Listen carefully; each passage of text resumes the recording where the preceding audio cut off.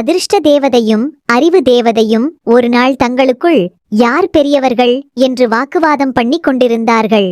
அவர்கள் 2 பேரும் அவர்கள் இருவரில் யார் சக்தி வாய்ந்தவர்கள் என்பதை தெரிந்து கொள்ள பூமிக்கு சென்று ஒரு ஏழை விவசாயி மீது சோதனை நடத்தினர். அந்த விவசாயி வாழ்ந்து வந்தது ஒரு சின்ன கிராமத்தில். முதலில் அதிர்ஷ்ட தேவதை தன்னுடைய திறமையை காட்ட ஆரம்பித்து விட்டார்கள். அவர்கள் விவசாயி கொண்டிருந்த மொத்த கோதுமை நிலத்தையும் முத்துக்கள் விளையும் நிலமாக மாற்றினார்கள். அடுத்த நாள் நடந்த அந்த அதிசயத்தை பார்த்து அந்த விவசாயி ரொம்பவே ஆச்சரியப்பட்டார்.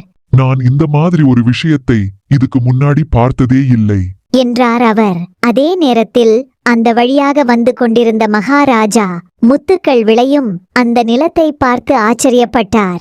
உடனே மகாராஜா விவசாயியிடம், ஓ விவசாயி, இந்த மொத்த முத்துக்களை எடுத்துக்கொண்டு என்னுடைய கோட்டைக்கு வா, நான் உனக்கு நிறைய காசு தருகிறேன்.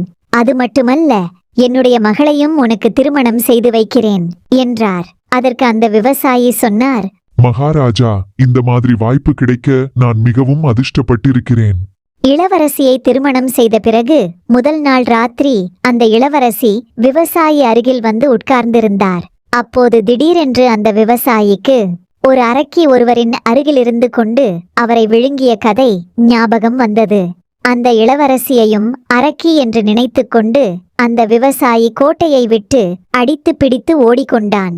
இதை கேள்விப்பட்ட மகாராஜா ரொம்பவே கோபப்பட்டார். அவர் உடனே தன் காவலாளிகளிடம், அந்த விவசாயி எங்கே இருந்தாலும் பிடித்து கொண்டு வந்து தூக்கிலிடுங்கள் என்றார். அப்போது அறிவு தேவதை அதிர்ஷ்ட தேவதையிடம், நீ என்ன செய்து வைத்திருக்கிறாய் பார் என்றது. அந்த விவசாயியை தூக்கிலிட சென்றபோது திடீரென்று விவசாயியின் உடம்பில் அறிவு தேவதையின் புத்திசாலித்தனம் புகுந்தது. அந்த விவசாயிக்கு திடீரென்றுதான் எந்த நிலையில் இருக்கிறோம் என்று புரிந்தது. அவன் உடனே, இங்கே பாருங்க மகாராஜா, எதுக்காக இப்போ என்ன தூக்கிலிட போறீங்க என்று கேட்டான்.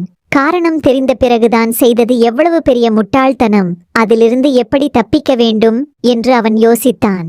அப்போது அவன் சொன்னான், நேத்து ராத்திரி நதியில் யாரோ மூழ்கும் நிலையில் காப்பாற்றுங்கள் என்று கத்திய சத்தம் கேட்டது. திருமணத்தன்று யாராவது இறந்தால் அது அபசகுணம் என்று கூறுவார்கள். எனவே தான் நான் அவரை காப்பாற்ற ஓடி சென்றேன் என்றான் அந்த விவசாயி. அதை கேட்ட மகாராஜா மிகவும் சந்தோஷத்துடன் அந்த விவசாயியை மன்னித்து விட்டார். அது மட்டுமல்ல, அதிர்ஷ்டத்தை விட அறிவும் புத்திசாலித்தனமும் தான் சிறந்தது என்று அந்த தேவதைகள் முடிவு செய்தனர். அந்த விவசாயியும் இளவரசியும் அதன் பிறகு சந்தோஷமாக வாழ ஆரம்பித்தனர்.